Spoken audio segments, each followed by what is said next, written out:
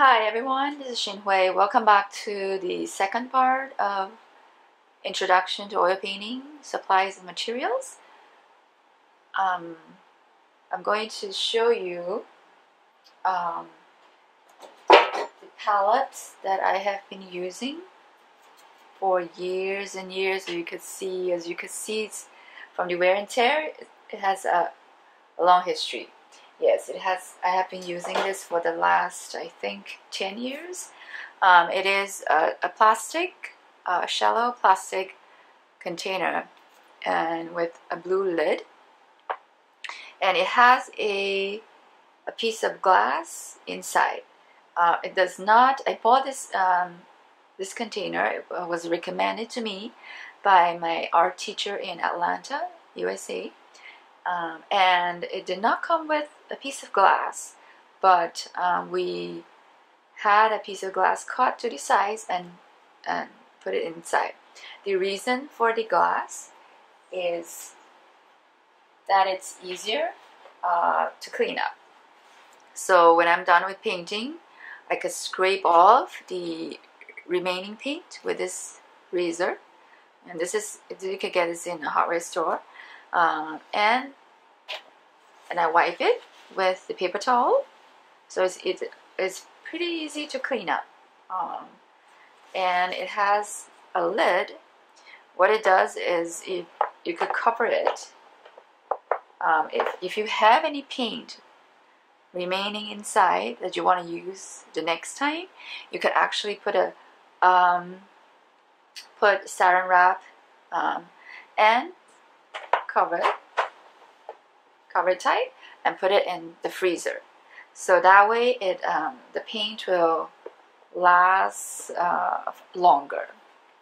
And most paints, most oil color will last 2 weeks or more if you keep them in the freezer. So that's what I do most times with my leftover paint. I also have a little container. I bought this one as well a couple years ago, and to save space in my freezers, I use a small one. As you can see, there's some leftover paint in there, and I put the saran wrap and I cover it and leave it in the freezer.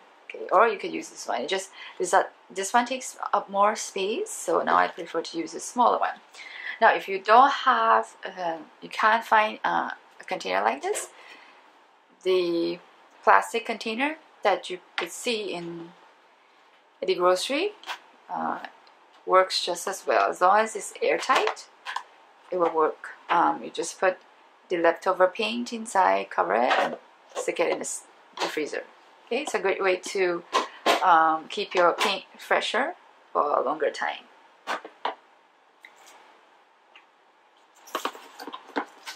Oh, I forgot to mention, I also found this little plastic container on my recent trip to Taiwan and Japan. I got this from equivalent of a dollar store in Japan, and it's just the size I want to put all these little tubes of paint when I go out to paint. So it's quite convenient. It's a great organizer. So I thought I would show you that as well.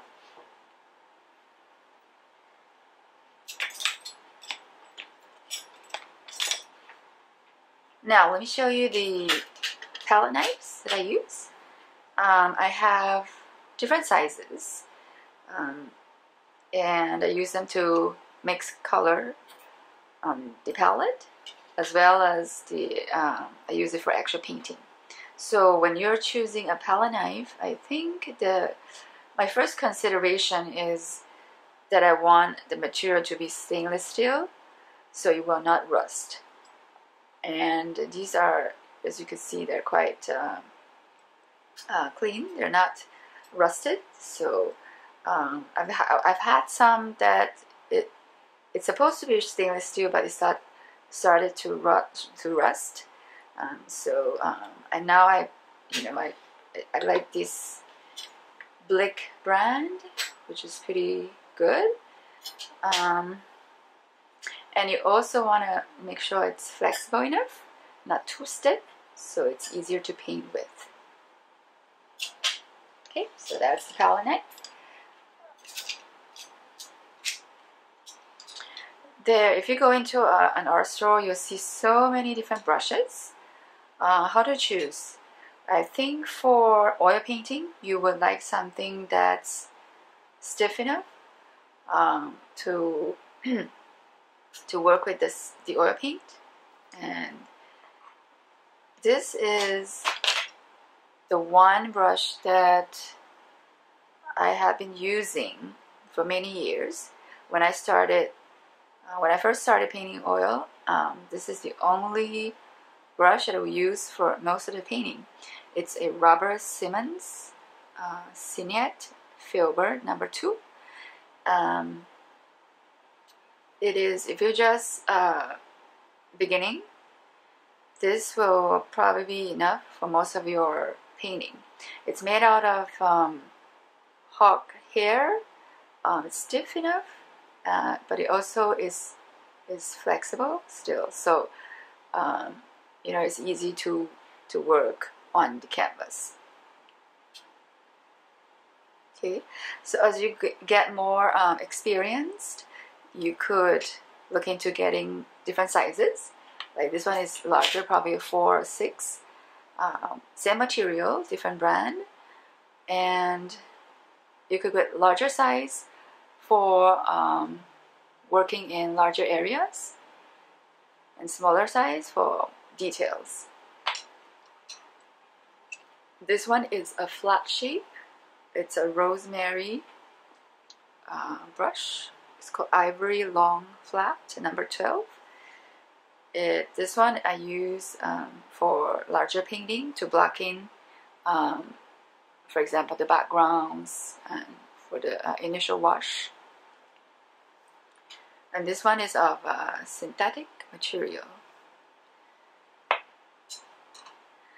There are different types of hair. This one is mongoose hair. It's a natural fiber. It's softer, a little bit softer than the bristle brush. Okay, so it's great for I think layering paint on top of paint. And the shape is an angular shape. I find it great to use when you paint flowers or leaves, or if you want paint straight lines. And the last one here is a Grombacher bristle, number 3. It is a synthetic brush. This one, the brush itself is softer, so it's great for glazing or layering paint. So in future videos, if I have a chance, I will show you what glazing is, and this is the brush that you will use for the glazing technique.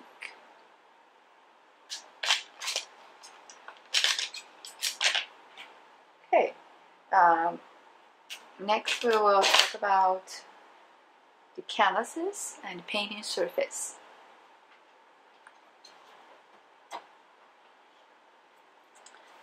They are different. There's so many painting surfaces you could choose from for oil painting. The most traditional is the stretched canvas, and I use that a lot as well, especially for larger painting. I buy rolls of linen canvas and stretch my own painting surface. Now there are different primers for the canvas. The ones that you see most common is the acrylic primed cotton canvas.